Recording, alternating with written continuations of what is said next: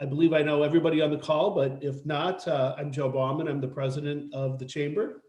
And on behalf of our volunteers, our ambassadors, and our board of directors, I want to welcome you to Hollywood Squares 2020. As usual, I think we're doing things a little differently today, but I think that is that's going to be the legacy of 2020. Who would have believed at the start of 2020, the words pivot, unprecedented, and Zoom would become so ingrained in all of our vocabularies, both personally and professionally. Especially in one sentence. Yes. But I do want to thank everybody on the call for your support of the Chamber, your leadership as ambassadors and directors, those of you who are, and also beginning with our sponsors. Our sponsors for this morning's call, our silver sponsors are the Bank of Ann Arbor and Fenner, Maelstrom, and Doolin. Our bronze sponsors, the Birmingham Shopping District, and our patron sponsors, the Birmingham Bluefield Credit Union. In addition to today's sponsors, I want to pay special acknowledgement to our legacy sponsors for 2020. That includes the Bank of Ann Arbor, Birmingham office, Birmingham Bluefield Credit Union, Clark Hill, Chief Financial Credit Union, and North America Midway. Really, this year more than ever, if not for the steadfast support of our sponsors, the difficult year that we've had financially would have been much worse. And our sponsors really stepped up for us. They pivoted their sponsorship many times during the year, during these unprecedented times. And instead of hosting breakfasts and Vine and Dines, they hosted Zooms. So I just got all three words in that I just mentioned, but it is true. And we owe a huge debt of gratitude to our sponsors, both of this event and also for the entire year as our legacy level sponsors. I also want to acknowledge the Herculean efforts of the rest of Team 130. Kelly Bennett is our marketing and events manager and helped put this program together this morning. So thank you, Kelly. And our operations manager, Cheryl Geralds, who did her best to keep us out of red ink and keep the lights on and the bills paid. So Cheryl, thank you so much for all you do.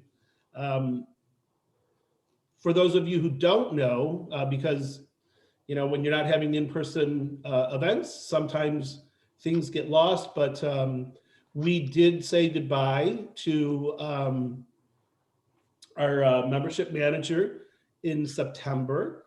So now we are a team of 3 for a short period. We do intend to fill the membership manager role sometime in the first quarter of 2021. But in the meantime, again, special props to Kelly and Cheryl for stepping up and helping fill some of the void that was left when we had to say goodbye to Sam, who decided on her own to leave. It was not a chamber-driven decision, but we will get that position filled and continue to grow the organization in 2021. So with a small staff in normal times, and now an even little smaller staff in COVID times, we could not continue to do everything that we've been doing on behalf of our members without our dedicated volunteers. And those really start with our ambassadors. Our ambassadors, I've always said, I refer to them as our foot soldiers. They help with ribbon cuttings, they attend events, they visit our new members and do action plans. They call our existing members and do care calls and make sure that they're staying connected to the chamber. It's a very important role. It's largely unheralded role. They don't get a lot of recognition, but they sure put in a lot of work and effort. And we're eternally grateful for our ambassadors. So I'm really happy that what I can do this morning is let you all know and introduce our 2020 Ambassador of the Year. who is Link Wackler of Link Jewelry Designs. Link, thank you so much. Congratulations. Thank you. We really appreciate everything you do. Thank you very much. And as I said, we have about 20 ambassadors in our stable, and they all work hard every day. So if you are an ambassador, I'm not sure how this is going to work because we have multiple screens because of the number of people who are on the call. But if you are an ambassador, please raise your hand and accept the acknowledgement and thanks of the chamber staff.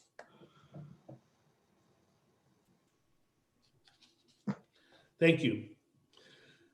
In addition to our ambassadors, we are led by our board of directors. Once again, these are individuals who give their time, their talent, and their treasure to the organization above and beyond what they're doing, oftentimes leading the organizations in which they are employed. Our board members provide support, they provide expertise, they provide intellectual property, and really, again, a driving force of the chamber. They help with policy. Again, with this year being a little different, we've relied on our board members more than ever for guidance and for support, trying to navigate through this year. Always important members of the organization, but this year even more so. At this time, I do want to turn the meeting over to our board chair. I should say our outgoing board chair, Sonny Connolly, who is completing his second year term as chair. And Sonny's going to reflect a little bit on 2020, the year that was. Mr. Chair. Thank you, thank you, thank you. So I've had the privilege of serving the chamber as the board chair for the last 2 years. And I'd like to thank and acknowledge my fellow board members for their time and efforts. The Birmingham Bloomfield Chamber's mission is to serve 6 communities and be a leading resource for advancing business interests and building relationships.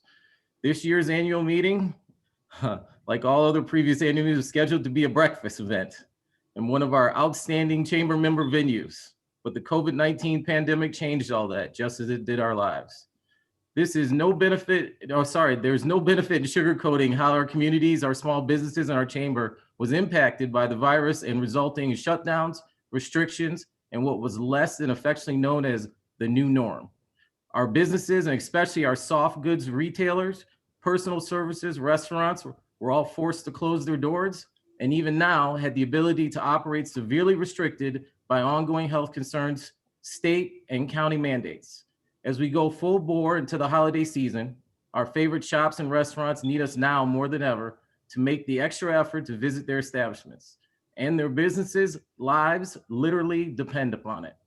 Despite the myriad of challenges, I could not be prouder of the resilience of our small business community that has shown to adapt their business models to face and overcome these obstacles head on. And I am sure many of the new tricks that our businesses were forced to learn because of the pandemic, you think about online ordering, curbside pickup, family style meals, and delivery by local restaurants, will continue to be part of their business model long after COVID's in our rearview mirror. Here at the chamber, the pandemic caused us to flip the script as well, going from a convener of business community via events, programming, and network opportunities to a virtual one-stop shop for the latest COVID-related information and resources available in the small business community, and a powerful advocate for our members at every level of government. I was bitterly disappointed to have had to cancel the majority of our events in 2020. It became a huge financial loss for the chamber, but we're grateful for our members, sponsors, and 6 communities for continuing to support us during this crisis, and we could not continue to function as the leading voice of small businesses in our 6 communities and beyond without them. We will get through this crisis, and rest assured the BBCC will be there to lead our local businesses and communities to brighter days.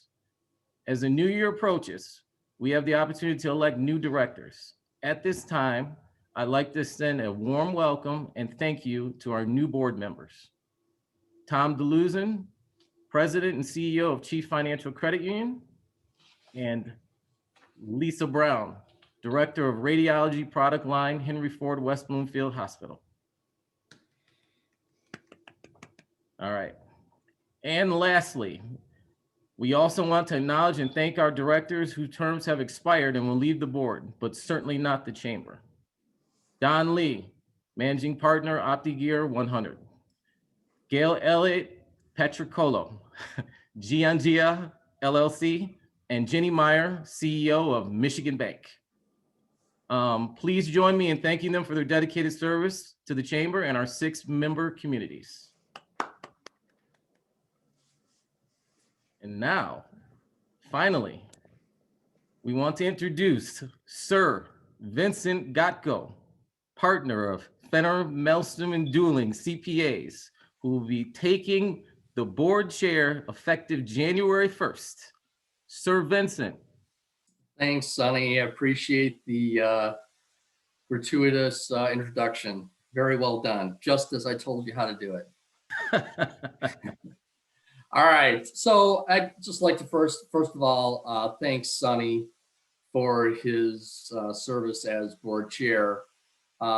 It's really been a pleasure of mine to be involved in the chamber at the board level. And I'd like to let everybody know we really owe him a level of gratitude for his volunteerism and participation in the chamber. I'd also like to thank the other executive members of the committee that I've served on for the past couple of years, and all the people that participate on the greater board for their support in this organization. It's wonderful that you are participating. Our firm moved to town probably about 12 years ago and immediately began our membership with the chamber and has increased our participation on the board of directors and our sponsorship in that time.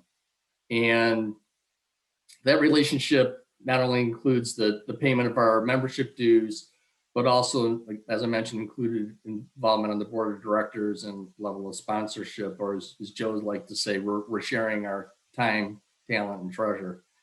So, which is part of being on such a voluntary board, as you all know.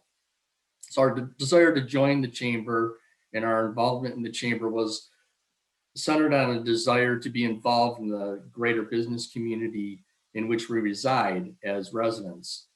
And being actively engaged in the business community has certainly led to some opportunity for us to gain business, but more importantly, it has provided us with an opportunity to meet some really talented people that are also involved in the chamber and gain from their expertise as well. I can certainly say we utilized Don Lee directly in his expertise to assist with our marketing directly.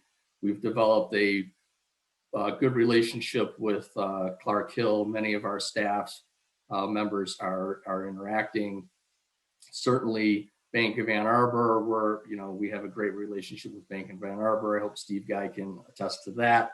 And we continue to work with other members to develop those relationships. Like any organization, as you all know, you really get more out of the organization than you put into the organization. And the more you put in, the more you get out. So as we head into 2020, hoping for a return to some semblance of normalcy without lockdown, I would only encourage you all that are on this call to continue your support, continue your involvement, become more engaged, because I can only assure you that you will get more out of this organization than you put into this organization. The staff, Joe, Kelly, Cheryl, they do a wonderful job of continuing to generate value-added content. So if you are a member and you have knowledge that is useful, certainly contact Kelly. We'd love to feature you, draw on your expertise through a Zoom meeting of some sort where others can participate and, gain some knowledge that you can share. And that's all part, again, being part of this great organization. With that being said, I'll just turn the meeting over to Joe. I'm looking forward to 2020. Sonny got the downside. Hopefully I'm going to get the upside. Continue to promote the chamber in your daily pursuits. And again, thank you all for your participation. And if you have any questions at all, please contact myself or Joe or any other member of the chamber. We're all, I know, very willing to help and assist. Thank you. Thank you, Vince. And Sonny, thank you so much for your leadership these last 2 years as chair. Sonny's not going anywhere. He will now fill the role of immediate past chair on the executive committee. So we have our hooks into him for a couple of more years. As for Jenny and Gail and Don, thank you so much for all that you've done. Particularly Jenny, she gets to escape with serving just one term, and she graciously decided to step aside and allow somebody else to have that leadership opportunity. Gail and Don, both as longtime members of the executive committee, they have been really two of my rocks. And I told them both they may be leaving the board, but they're certainly will not be leaving the chamber. I will not allow them. And now they become part of my board of advisors that they don't even realize yet. So I'll still have you both on speed dial, but I really do want to thank you for all that you've done for the organization over the many years that both of you have served on the board of directors and the executive committee. So thank you once more. Now I would like to introduce Ryan Gleason. Ryan is the Great Lakes Region Manager of Congressional and Public Affairs for the U.S. Chamber of Commerce. Ryan and his team have been a tremendous partner throughout this COVID crisis, and we have asked him to lay out how the U.S. Chamber plans to continue to fight on behalf of small businesses in the new year and with the new administration. And I just want to say that Ryan and his partner, Kevin Courtois, from the Chicago office have really been invaluable to us over these many months of COVID. We've been on weekly calls with the U.S. Chamber since March, getting the latest updates on what's happening with the CARES Act and PPP and everything that's coming out of Washington. And they have been so supportive, and it's been a really strong partnership. And I would say that, when we do have COVID in the rearview mirror and we start reflecting on the good that came out of it and the positive changes that were made, right up there is going to be how the U.S. Chamber really embraced the local chambers of commerce throughout the country and made us true partners in advocating for and supporting small business. So Ryan, thank you for all you and the U.S. Chamber has done for our chamber, and the floor is now yours. Well, thanks, Joe. I really appreciate those sentiments. And we definitely feel the same way about your partnership along with local chambers across America. You guys have been invaluable to us as well during the pandemic. But it's good to be with the Birmingham Bloomfield Chamber. I'm pleased to be your keynote speaker. I know it's kind of getting a little cliche to say I wish I could be with you in person. But obviously, we've heard some good news out of the UK yesterday with regard to vaccines. The vaccines are on the horizon, so I sincerely say I hope that I can be with you next year for your annual meeting. So today I'm going to go over a couple of things. First, an election recap. I'm sure we've all heard how the election went, but at least from the chamber's perspective, what we saw, what our goals were. Second, the implications of the election, what it means for the next Congress, and what it means for the next administration. Third, what's in the immediate future? What are we focusing on at the chamber to help the business community, specifically during these dire times? And then next, there was a recent bipartisan framework put out there that I'm sure a number of your members may have questions about.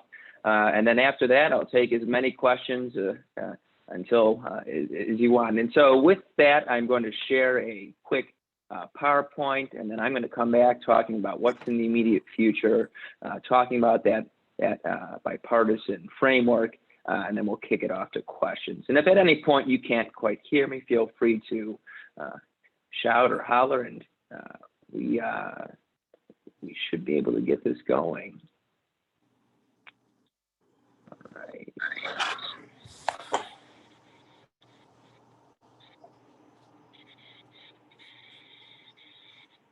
Okay. So first, just the Chamber's priorities here, what we were looking for in this past election. We had three main goals. The first was to maintain a pro-business, pro-growth Senate majority as a backstop, regardless of what would happen with regard to the administration. We're not quite there yet, as I'm sure many of you have heard. There are a couple of races in Georgia that are outstanding, but we feel pretty good about those. The second was to encourage bipartisan governing. As I'll get into in a little bit, the margins in the House and the Senate have gotten razor thin, in which we expect more bipartisan governing to happen. And then third, as I'm sure many of you saw, we endorsed some centrist House Democrats this past election cycle, particularly those part of the Problem Solvers Caucus, that bipartisan caucus in the House. These centrist House Democrats were building relationships with, and they were critical last session in order to get key pieces of legislation across the finish line, including the biggest piece of legislation, the USMCA, that new trade deal between our neighbors to the north and the south. And I mean, it's so much so that, you know, your member, Haley Stevens, we endorsed, and we look forward to working with her and having a good relationship. So what we have here is a split government. Obviously, the White House flipped from Republican to Democrat. Right now, the Senate is poised to pick up one seat in the Senate. But everyone talked about a blue wave, but that didn't really happen. As you can see, down ballot, Republicans are now at plus 12 or 13. I lose track of it this morning. Seats picked up in the House. You had state chambers that flipped 2 for Republicans, which is going to be critical as it relates to redistricting as a result of the census. And then there was one governor's mansion that flipped as well. So here's the map that I'm sure we're all sick and tired of seeing, so I won't waste too much time on it. But it's just to note that the Electoral College from 4 years ago of 232 to 306 flipped. I thought that was a point of interest as well. And obviously Michigan flips too. So here was probably the biggest takeaway from the election was turnout. Turnout was resounding this election. It's projected that there's going to be roughly a 67% turnout, the highest since 1908, when it was about 66%. We think that's great. American voices should be heard. Every voice should be counted. Michigan did a great job of turning out with between 70 and 75% turnout. So that was really great to see as well. So no surprise here with regard to split ticket voting. There was very little of it nationally this year. That's to say that 43% of the electorate that voted for President Trump voted for a GOP congressional candidate. Same for the Democrats, 48%. So 91% overall. We do suspect that Michigan, however, had a little bit of a higher split ticket voting, as none of the House seats flipped except in the 6th, with Representative Amash retiring and Congressman Peter Meyer, who we think is going to be a great partner coming in. Also to note that John James, we think, had a little bit more of a split ticket voting, as he received a little bit of a higher percentage of the vote than President Trump did this past cycle. So what was really astonishing was the record-breaking spending. As you can see, the amount that was spent in the Senate across those states there. Michigan, you had spent $167 million. I can't even imagine how many television ads that you had seen, and I'm sure you're glad to see those off the air. But the spending is really remarkable. Spending used to not be like this. All the money essentially went to presidential campaigns. And for the most part, this really changed in a big way in 2017. There was that special election, if you can remember, in Georgia for a House seat for John Ossoff. Just for that one race alone, over $100 million was raised. Speaking of Georgia, they had spent $154 million with their special election a little over a month away. I'm sure you can empathize with our good friends in Georgia with how bombarded their televisions are going to be between now and the special election. If it were me, I probably would stay off the TV. So here was another phenomenon that we saw as well, and that was the absentee and early voting. So for example, as it relates to 2016, for all of the voters then, roughly 74% of those voters voted either absentee or early voting. As you can see in Michigan, roughly 58% of those that voted in 2016 voted by absentee or early voting as well. So here is kind of the breakdown of the absentee and the early voting. It was a pretty even spread. As you can see in election day, 30% of the electorate had voted. 34%, went to their polling place early and voted. And then absentee and mail voting took place with 35%. It's easy to assume that, this was a result of the pandemic. People weren't comfortable getting outside of their houses, going to crowded polling place, and that's certainly understandable as well. Now, here's what's really interesting with regard to absentee and in early voting. It's kind of an inverse reaction, if you will. So you can see that the Republicans voted 30% by mail or absentee, but voted in election day by 54%, kind of the inverse. You saw Democrats vote 55% mail or absentee, and the inverse of about 30% on election day. Meanwhile, early in-person voting was about even between Republicans and Democrats, with 40 to 42%. And then with regard to independents, it was a pretty much even keel across the board with 14, 17, and 16 as it related to mail, early, and election day voting. So where are we at now with regard to the U.S. Senate? Going into the election, Republicans held 53 seats.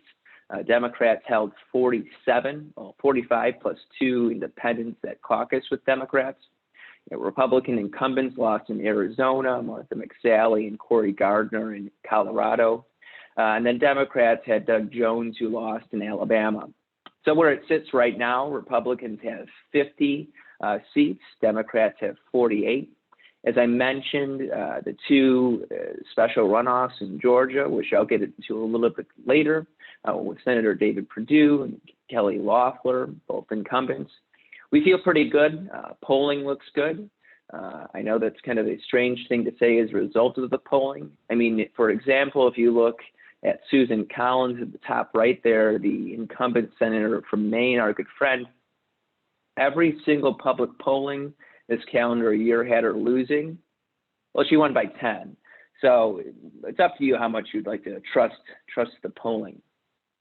So what's really interesting here is you have first-term presidents almost always have their own party control in the Senate. I mean, it took 3 decades ago for that not to be the case. When George H.W. Bush came in '89, he had a Democrat Senate. With regard to a first-time Democratic president, it took all the way to Grover Cleveland in 1884 To be honest, I'm not sure if that was Grover Cleveland's first term or his first term, but still an interesting note there for President-elect Biden and how he's going to have to work with a Republican Senate more than likely for his first term.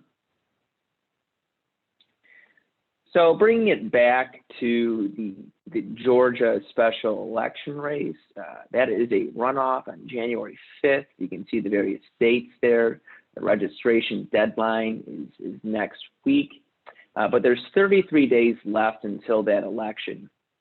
And to kind of make an understanding of it for those that don't quite kind of get what the runoff means, first you had two senators, incumbent senators. At the top, you could see incumbent Senator Kelly Loeffler, who we endorsed. She was appointed senator to replace Johnny Isakson a couple of years ago and to fill out his term that will expire in 2022. So whoever wins that between her and Raphael Warnock will have to run in 2022 again. But because that was a special election, other same party candidates were allowed to win.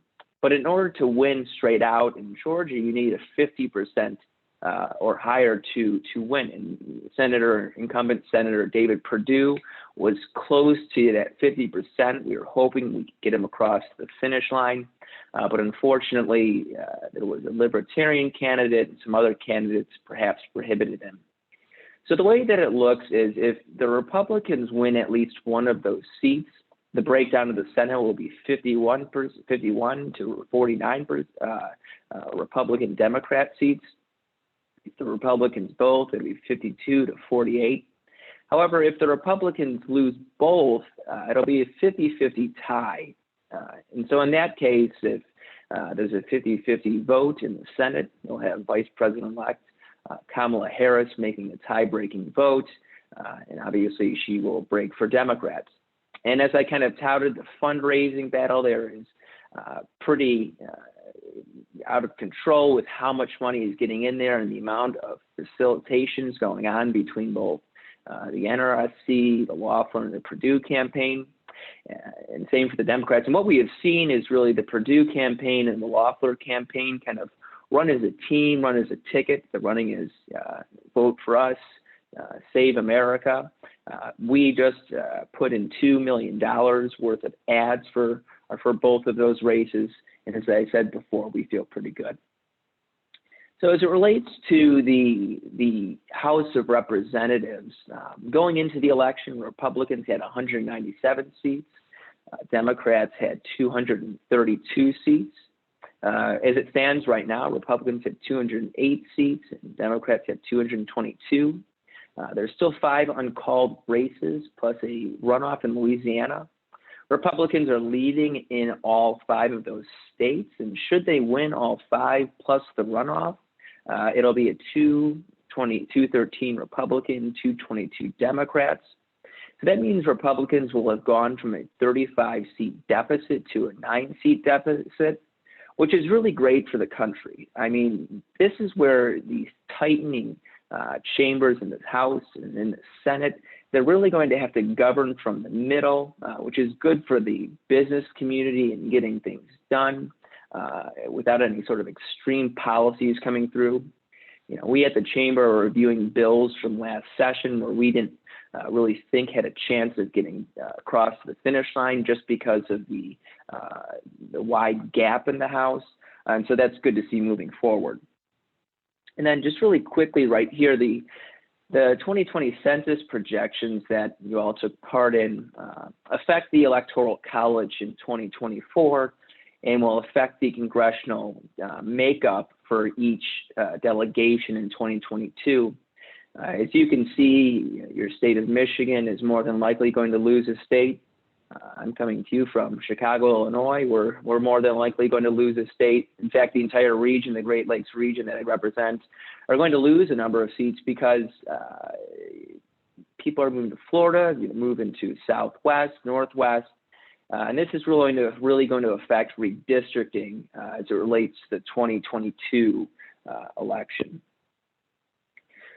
So, what kind of happens now? There were 6 different scenarios that could have happened, and we looked at all of the assumptions that could happen say Trump wins, Democrats take control of the Congress, et cetera. Well, we have Vice President-elect Biden. We're going to have a status quo Congress, meaning a split Congress. Republicans maintain control of the Senate, more than likely, and Democrats control the House. And so what are we going to see from a Biden administration and kind of as it relates to Congress? Well, first, there's going to be aggressive regulatory action, specifically as it relates to President Trump's executive orders. Candidate Biden had said this oftentimes on the trail. As we saw in the last session, there will probably be legislative gridlock, hopefully not as much due to the tighter margins, but that's going to extend to President-elect Biden's nominations. Specifically, we saw the Office of Managing Budget, his nominee, had come out this week. We saw a lot of kind of backlash from Senate Republicans, House Republicans, and some Democrats as well. So that's why there's going to be an importance of the sub-cabinet, these deputy and assistant secretaries who really are going to be pulling the strings if we cannot get a nominee in place. So enforcement is going to become a very important policy tool for President-elect Biden. If you can remember in 2010, when President Obama had lost the House, he really began using these enforcement policies as it related to the financial services industry, banking, etc. Government loves selling things, so government procurement is going to become a policy tool. So how does that happen? Government is going to sell a number of goods to different sort of companies, but only if companies follow specific guidelines. That's certainly going to affect the energy industry. Blue states will remain active. We're going to see red states becoming more active. What does that mean? The more gridlock that there is in Congress, states are going to be more resilient in figuring out ways to enact policies as well. And as we saw with the Trump administration, there was an aggressive Democrat state attorney generals filing lawsuits. We expect that to be the case as well with regard to Republican attorney generals. The regulations are really going to be the bread and butter of the President-elect Biden's administration, where he can really do the most. As I said, he is going to reverse a number of Trump's executive orders.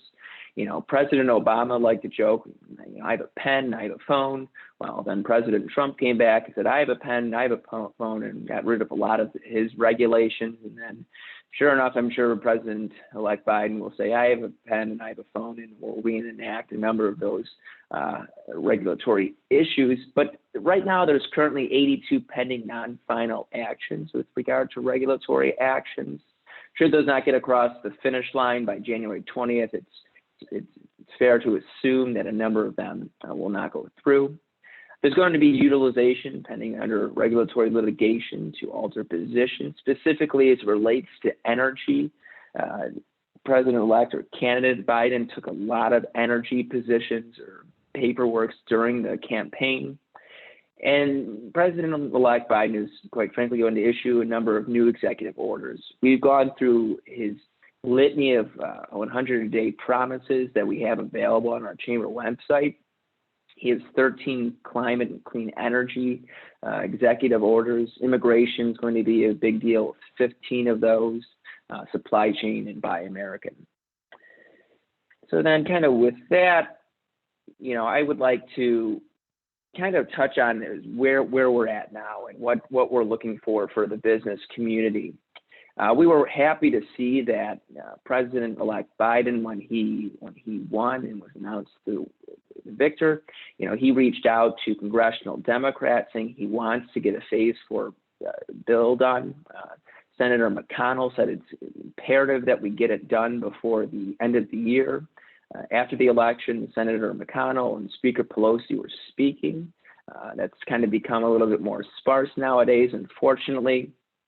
But where we're at right now is we're in a K-shaped recovery. No one really knew how we were going to come out of this pandemic. Quite frankly, what Congress had thought is that everyone would return the same way, but that's not the case. Some businesses are doing great. I'm sure we've all used Amazon much more than we ever have in our entire lives. those sort of businesses are doing great. Other industries are doing pretty well, but other businesses are suffering. And then some businesses are shuttered forever, unfortunately, like much of our hospitality and entertainment industries. And so what are we pushing for in a phase 4 legislation? Well, first and foremost is liability protection. We think that it's imperative that businesses, particularly small businesses that have suffered for the past 9 months, shouldn't live in fear over for the next couple of years. We're not talking about blanketed amnesty for companies that don't abide by local, state, and federal guidelines, but these businesses should be protected from frivolous lawsuits from their employees or customers. Particularly, we know businesses. We know that they put a great deal into the safety of those individuals with, plexiglass. The amount of plexiglass that we've seen over the past couple of months, the amount of cleansing and masks and PPE and air filtration.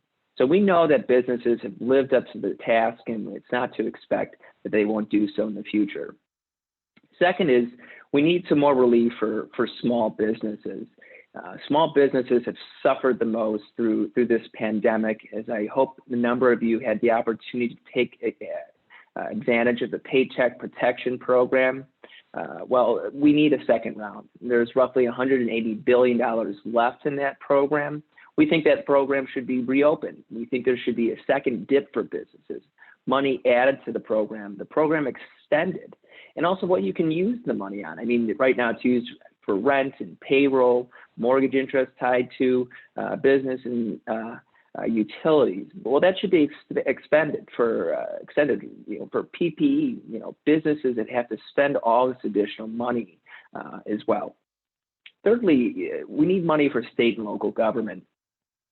We're not talking about a great deal or bailouts. As I said, I'm coming to you from Chicago, city of Chicago, and the state of Illinois, probably the epicenter of a place that needs a bailout. That's not what we're arguing for, but states and local communities are suffering as well.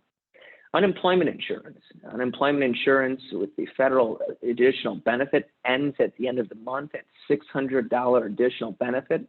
We think it should be extended. Obviously not to the $600 a month, because as we saw kind of into the summer, when businesses began to reopen, we had employees who remained on unemployment because they were quite frankly making more than they were in their jobs. But as we kind of come out of this pandemic, hopefully with the vaccines, we want businesses to have their employees come back to work so their businesses can run optimal. And then we need more money for schools. We need more money for vaccines. We want to make sure that your children are protected and safe in the schools, and they're able to get back into the classrooms, and that we have an effective and safe and dispersed vaccine as well. So as we kind of look past that, we're right now in a recovery phase. The election is over. The partisan bickering really should end, and we should come together. Not only for a phase 4, but once we get out of this, we need to get into a rebuilding phase. We want to get back to where we were back in February and March. And so what's that going to entail? Well, more than likely it'll entail an infrastructure plan. We know that President Trump would really push it. I was in Washington at the end of January last year. Both the House and the Senate were putting out their frameworks about an infrastructure plan. And it's really going to come down to how do you pay for it? But what does an infrastructure plan entail? It entails not only roads and bridges, but updating our airports, our trains, rural broadband, our water infrastructure, broadband in general. We've seen how critical and imperative it is for those that are working from home, for those that are homeschooling their children. We need to make sure we make that a priority. And then after that, we'll want to focus on workforce development. This was an issue that we at the Chamber were focusing on back in January and February, when there were so many jobs out there that employers were saying, help us get the workers that we need with the skills that they deserve. That still probably will be the case, but also will be the case is that unfortunately a number of these jobs will not be coming back. But on the bright side, there will be new technological jobs as a result of this pandemic. And so we need to make sure that these workers that have been laid off have the skills necessary to fill these new age jobs. And then lastly to note, it was good to know that President-elect Biden is going to put together a coronavirus task force. We think that's critical moving forward as we kind of are going through a bigger second or third wave of this pandemic. We think that masks are important. We had the CDC director on with us yesterday who was urging that mitigation is important until we can eventually get this behind us.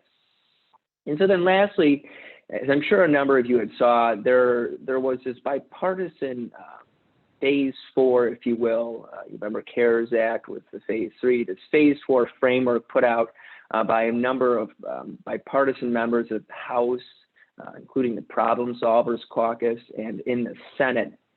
We wrote a press release yesterday supporting this package as kind of a bridge to get us to an absolute, hopefully final package as we come out of this program. So what it was, it's a 4-month proposal of roughly $910 billion with cash for state and local governments, $288 billion more for the Paycheck Protection Program, $80 billion for education, $16 billion for vaccines, and $180 billion for unemployment insurance. Forgot to note, this does not include, but we haven't seen the language, what we're pushing for, Joe, and all of these other 501c6s is to make sure that they're included in the Paycheck Protection Program. I hope all of you know that Joe and these local chambers have been on the front line helping businesses during this pandemic, and they need our assistance from the federal government. And so really, where does this come down? Democrats in May had passed their phase 4 bill. It was a $2.2 trillion plan. Just to put it in perspective, the CARES Act was a $2 trillion plan. In August, we had the Senate. They had passed a $500 million plan. Mitch McConnell really wants a targeted relief, and it must include limit or liability protections.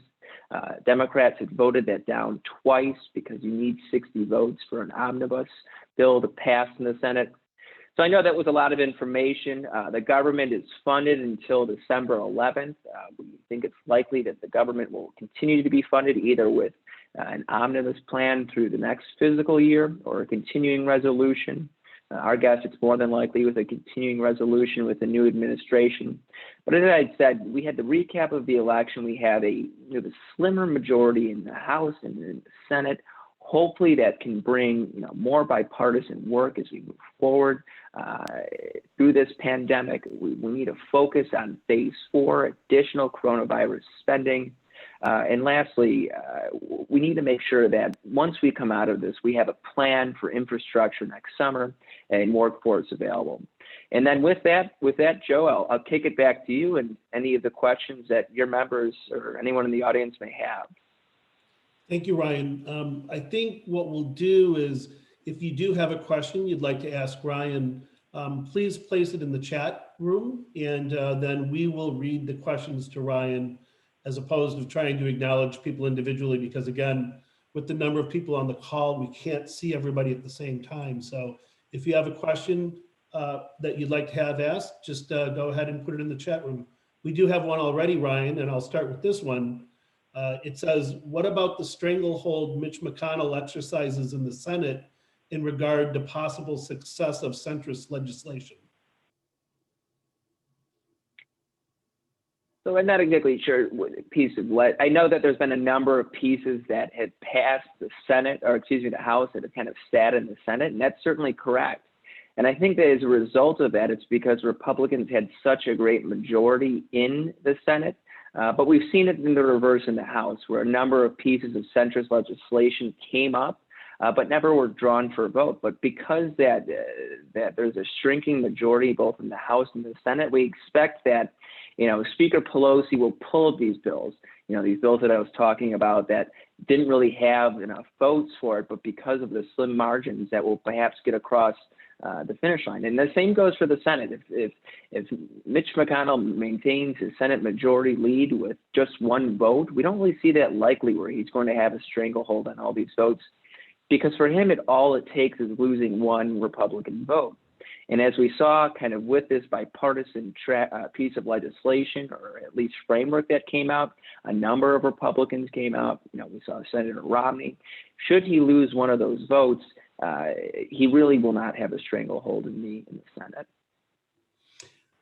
Okay, the next question is, can you provide any insight on the status of legislation for the treatment of expenses paid with PPP funds being treated as deductible? Is this likely going to be put off until after the January 5th Georgia special elections? Really good question. It depends on what's going to happen. It seems like the framework for the legislation that came out this week didn't include that. However, we had heard from Minority Leader Schumer and Pelosi said that this is a good framework to build on. It's going to take a lot of time to really put a package together for Christmas, either next week or before Christmas. And remember, this takes 60 votes to pass in the Senate. The good news is that the threshold is seen to be in the most recent legislation for forgiveness. There's been a number of independent pieces of legislation where we have automatic forgiveness between 100,000 to 150,000 to 200,000. We at the Chamber are definitely advocating for this. We don't think businesses should have to go through the litany of paperwork. We trust businesses to have done the right thing with this piece of legislation. I can't promise you whether or not this will happen before January 5th. It doesn't seem likely, but it seems like in the next phase of legislation that it will be included, as it's been both included in both House and Senate proposals. As a follow-up to that question, we have quite a few bankers on this call this morning, Chamber members, credit unions, community banks, that really stepped up and helped our small businesses with getting their PPP loans after their, in many cases, after their long-standing banking relationships turned their backs on them. And so, they went above and beyond to help the small businesses, and really without extending that easy forgiveness to a higher amount, it's going to be the credit unions and local community banks that don't have as much resources as the national banks that do, that are really going to burden the price and cost of getting all these forgivenesses for their clients. So what do we say to them? Well, that's a good question, and it's certainly right. I mean, I remember when the CARES Act had passed, guidance from Treasury and SBA was jumbled. But that was almost fair just because how quickly and how big of this program was. Guidance went from, I believe, 11 pages to 4 pages.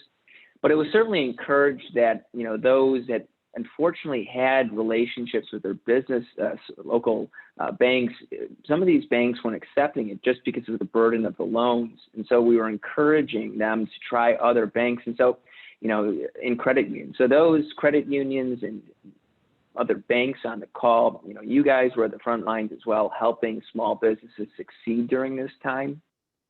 I'm not sure if that answered the question, but the U.S. Chamber has plenty of guides and references to help people pay through the Paycheck Protection Program, to help ease perhaps bankers and kind of guiding those that they lent out to. So if you'd like to see those guides, I'd be happy to connect with you after the call. Thank you. Our next question is, it seems clear we won't return to the previous normal, quote unquote, as many businesses will find it not necessary to use previous office space. What do you see as the Chamber's role in supporting this pivot and helping out filling those spaces?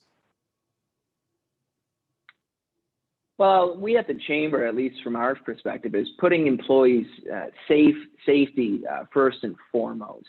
Employees should feel safe in their work environments.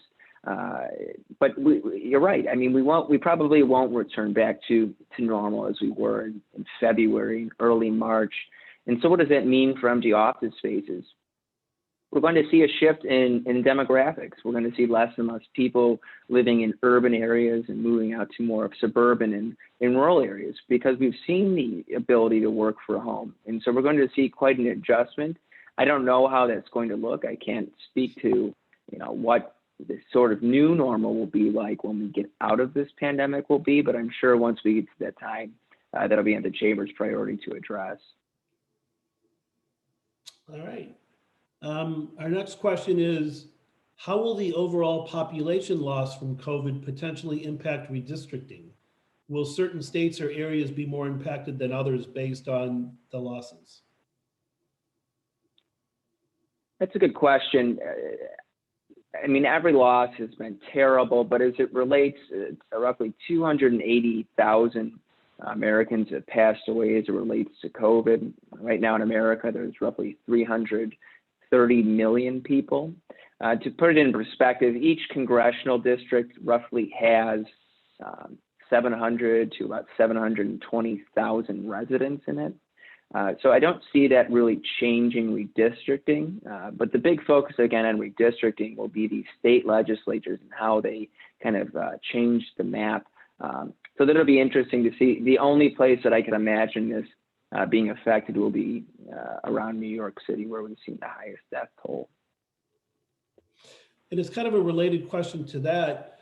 You had showed a map earlier regarding potential loss of congressional seats based on the 2020 census. It looks like the Midwest is going to continue to take a hard hit on that in terms of loss of representation. How's that going to impact your office in the Great Lakes region and the influence you're going to have in Congress when we continue to lose representation? Well, hopefully not a lot, because our presence hopefully is strong enough. I don't see it being that big of a loss, just because, some areas will gain, some areas won't. Hopefully we don't lose too many good members. I know Michigan has so many great members. Brett Upton, you go through the list, who's a great advocate of the Problem Solvers Caucus. Right now, our influence, as you know, Joe, we have Kevin and I, we're expanding to a 3-person team. So if anything, we may have more influence. Awesome. Okay, well, that takes us to the end of our program. Thank you so much, Ryan, for your insight. I want to again thank our sponsors for this morning's program, our legacy sponsors. I want to thank our ambassadors and our board members for the support we've received in 2020. Link Walkler, congratulations again for the well-deserved honor of Ambassador of the Year. Our outgoing board members, Jenny, Gail, and Don, thank you so much for all you've done for the Chamber over the years. As I said, none of you are going anywhere. You'll just shift into a different role. And lastly, to our new board members, Tom and Lisa, I really look forward to working with both of you in 2021 and beyond.